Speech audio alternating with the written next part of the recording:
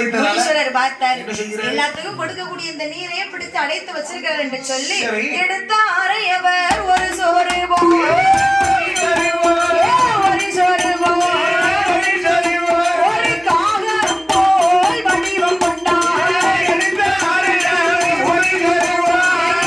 சோறு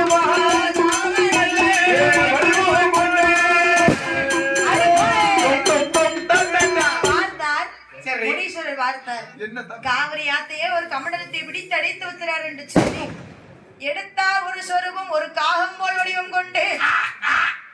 சரி இப்ப கத்துங்க.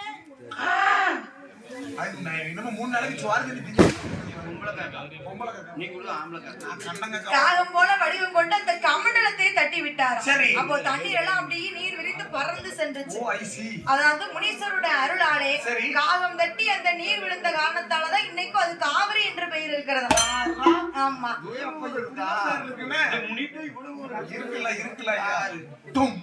அப்ப அங்கிருந்து பயணமாகி எங்கே போவோம் என்று நாட்டிலையும் சாமி நல்ல